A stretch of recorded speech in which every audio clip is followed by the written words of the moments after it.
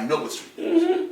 And I know they did what they did. I know a couple of street niggas who never rapped, and they told like a motherfucker. Oh, yeah, they goes both ways. You ain't like CAVARIO goes both ways. You right, Chuck. CAVARIO, but he talking. He right, Joe. That's why he here. Too much bullshit has been perpetuated in our fucking community, and people don't understand because they don't think past go how far the impact of this shit really is. But there aren't a lot of people who are suited to deal with the condition that is coming about from this shit. I can handle mine. I do it all. Whatever a motherfucker want to do, I can handle mine. I got wit, and I also got weight. The average person does not have the ability to manage themselves. They need a system of protection. They need the legal system. They need protection in police, and they need that shit. So they need to pay attention to what the fuck is going on and have some type of input into how we can change this shit. Because a lot of you motherfuckers, if the police were to disappear tomorrow, I don't know about y'all, but I'll be able to keep every motherfucking thing I got. Facts. Now, slow down, he killing this shit. I want to say something that's very close to us, the group, because y'all didn't know that. Rest in peace to Upper West Side Dutch. He came here, that's his nephew. That dude was incredible, man. And it's funny, before you looked up, because we had just had a conversation. He said, Gary, can you help my nephew? And we put him on the show, and he got killed about 4 or 5 months later. No, now that's Upper West Side Dutch. That's his street uncle. Gangster, love him. Well, you didn't know. No. Before you go, I got a little commercial. My cousin. That's your cousin. I want to go right back. Commercial break. Shout out to the Upper West Side. Subscribe to the Big Face Gary Show. You subscribe. Moving along, I gotta keep going because we have a lot of things here. I need your take on Tyrie Nichols. That situation. Man, listen. It's tough for me. I mean, you know, the whole, and this kind of connects with what we were talking about in terms of the degradation of the moral fiber of our youth. Not all people from our community who are impacted by the street culture that has given way to everything that's popular and attractive to young people. Not all of them are drawn to the street side or want to be a rapper who represents the street side. The kids who grew up in the homes where, you know, their mother was a drug addict, their father was a drug addict, they didn't necessarily grow up to say, you know, well, I was not taken care of properly, and, you know, I had to feed myself, so I had to do things that, you know, forced me into the street before I knew it. I was a felon before I was able to even apply for a job or whatever. Some of them was like, it's like a girl who grows up in a house with an abusive father, right? Watches her beat up on her mother. Well, some of those girls grow up and get a man just like that. But some of them go and get a man who is exactly the opposite of that. And some of these kids who grow up in those conditions don't go to the street. They go to the side where they think, I can do something about that condition. And they become district attorneys and lawyers and cops and so forth, right? But if they don't have a proper moral compass, they get caught up in the cultures within those organizations. And they find out that those organizations have gang mentality just like any other group of people who feel like they're empowered to get away with things that other people who aren't part of the group aren't empowered to get away with, right? So this guy, the main guy, I call him the main guy because obviously he's the catalyst. Without him, that doesn't happen. Although this is the kind of thing that happens frequently, this particular instance does not happen with this particular young man without this guy in that dynamic with his ex. You understand what I'm saying? So this guy got these other guys involved under the auspices of our connected Blue Brotherhood. And they probably just, and I'm pretty sure they didn't intend to kill anybody. But because they don't have proper, you know, handling, they get to go too far. If you're not gonna stop yourself, ain't nobody there to stop you. And I think that's what happened. Vlad, they just went too goddamn far. Yo, they just went too far. CAVARIO, but I'm just looking at that could have been a regular motherfucker. CAVARIO, I'm not saying I'm an angel. I know for a fact, everybody here that I know would have said, gee, he had enough. They beat blood out of him, CAVARIO. That's because these are guys, I mean, this is a dynamic that's kind of particular to cops, right? Okay. And I've known a great many cops throughout. And I know a couple, not a great, but I know a couple. I've known a lot of cats. I know a bunch of them. I've known a bunch of them. I've known them before they became cops. And I'm a dirty right? guy, too. I hate to say it. So,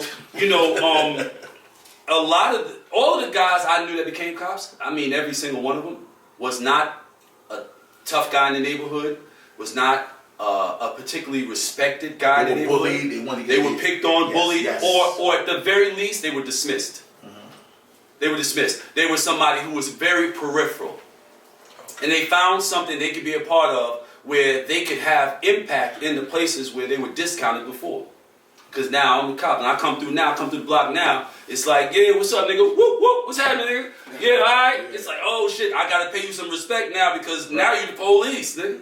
You know what I mean? So a lot of them dudes is that. A lot of them cats, it's a cliche, but, some things are said for a long time because they're true. True. So, Carl, bottom line is you just think they didn't want to, it just went bad. It just went too far. I think it was just a nigga trying to scare a nigga off his broad. It got crazy. And it just went too far because these are cats who've never had power before. So, CAVARIO, that's something. They don't know how shit, just like niggas be busting their gun all They crazy. don't know Like, what they doing. oh shit, I hit somebody? Oh shit, they died?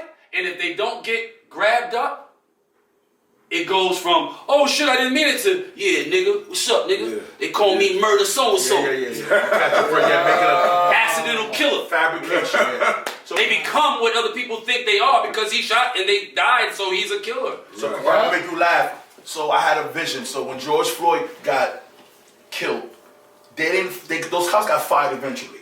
As soon as those 5 cops killed this kid, they got fired. Mm-hmm. So, truth, we were wrong. Timing is everything. Truth, and I did some research. You're still wrong. That guy is doing.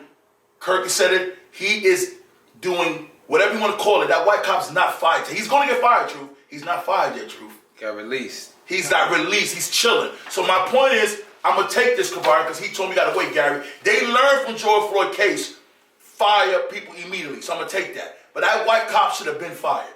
He's still not fired. He will get fired, CAVARIO. But my point is, He'll only get fired because there's going to be pressure. but I heard he just tased him. He didn't really do nothing. And then I heard that, I'm not going to be a sucker. He may maybe not get fired because he didn't do nothing. He just tased. Well, So he's going to testify. yeah, we ain't going to go over. Now, again, this is one of my great questions here because this is his buddy. How did you meet Vlad?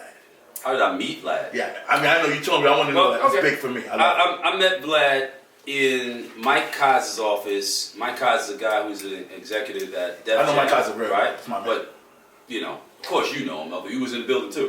Yeah. We all yeah. So Mike Kaz is a brother, a very humble brother, who was at Def Jam, executive at Def Jam. Probably still is. Yeah, I think he might still be there. Right? And shout out Mike Kaz. And so I was in Def Jam all the time back then, checking traps, looking for checks. Yeah. Right? 'Cause everybody who was doing anything in the music industry was in that building, right? So I'd make my rounds to all of the offices. You know what I mean? What's up? What can Don Dita do for you, my nigga? What's up? What's happening? You got a check? You got a check for me? Let's do it. You know what I mean? So I walk into Mike Kaz's office, and there's this redhead white dude sitting there. So he's like, hey, CAVARIO, man, this is my man Vlad, man. He's Vlad the Butcher. He's a DJ, man. He's dope. He's a dope DJ. I said, for real? I said, it's crazy because right now I'm looking to do the first Don Diva mixtape. And, this is the concept. I said, I had my uncle, Little Melvin, the one who they made The Wire about in Baltimore. I convinced him, it took me a minute, but I convinced him to go down to the local radio station, popular radio station down in Baltimore. And I had him do an interview. And in that interview, he spoke about experiences that have never been spoken about before. These experiences were, being brought into the circle of the mob, and so sometimes, as long as I've been dealing with this kind of stuff and talking about this kind of stuff, the nature of the thing is the nature of the thing, brother. It doesn't change by virtue of its view. So no matter how much you think I speak well and I'm articulate and I'm too smart or whatever, I am what I am. Right. I am what my mother and father made me. not what my neighborhood made me. And I'm not always comfortable speaking about this stuff because it goes against the grain. I don't think if my parents were alive, I'd have been doing any of this, you know, because they wouldn't have understood this. They wouldn't have understood this world. They wouldn't have understood me talking to non-combatants about this lifestyle. They wouldn't have understood that. You know, my father would have been straight. He'd be like, "Are you out your fucking mind? You want one in your head?" You know, I'm laughing at you.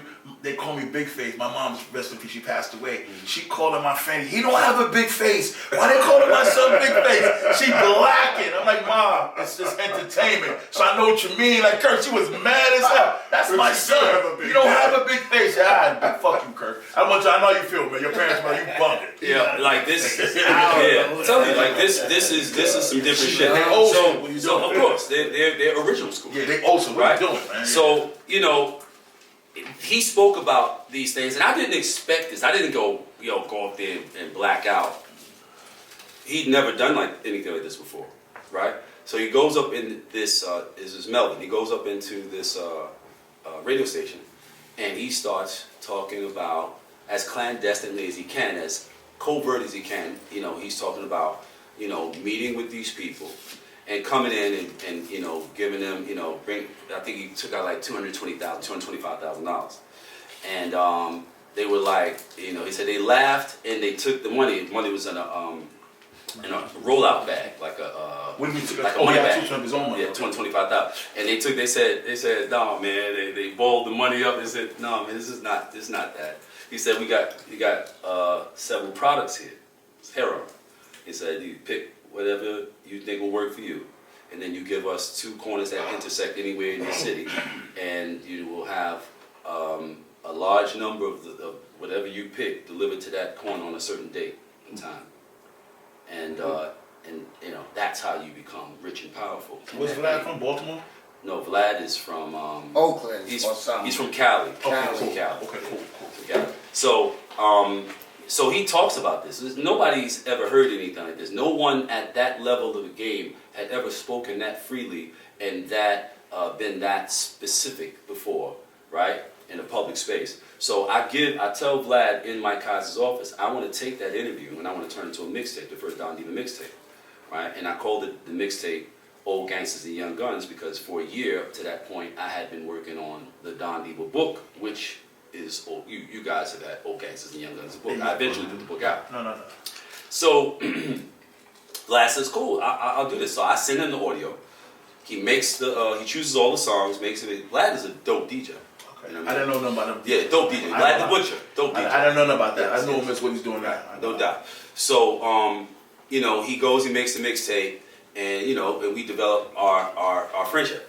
So then he says to me one day, he says, "Yo, I want to start like doing interviews, but I want to like, I'm not big on the writing. I want to like video them." All right, so this is long before phones with cameras on. Yes. Realistically, 2004, phones, were still like flip and shit like that. They were still pretty basic. And so, he wants to bring a camera and he wants to record whatever. I said, okay, cool. I'll take you down to Baltimore and you can interview my uncle. And I did. So I took him to Baltimore and took him over to North Avenue, where my uncle had this big building over there. He had won in the gambling game because he was a master gambler. And let Vlad sit down with him and interview him. Unfortunately, Vlad lost the footage, but he stayed in the game. And so then the next thing I do is I get Vlad down to Atlanta and, bring him around Meech and the family and all that, whatever. And, let him do his thing there. And then, he started, moving in that space. He's still doing his DJing thing because that's his bread and butter, but he's focused on this video and this interview and stuff like that. And, wherever I can tap in and help him out, or, I was like, you remember that TV show, Hawk, back in the days with the bald brother with the beard, used to drive the 633? Yeah, with the white. So I was his Hawk. That was my show. So I he kept that big 4-4 on. I loomed in the background and just, like whenever you need me in any capacity, in terms of you moving around in space, I'm there. Okay. Right? So, you know, I mean, you know, he slept on my couch, I slept on his couch, whatever. That's my bro. Okay. You know what I mean? So, when he starts to, you know, get his feet wet doing it, whatever, you know, it's that space is a struggle, especially when you don't have, like, you know, significant resources, right? It's about a grind and using your mind, right? So,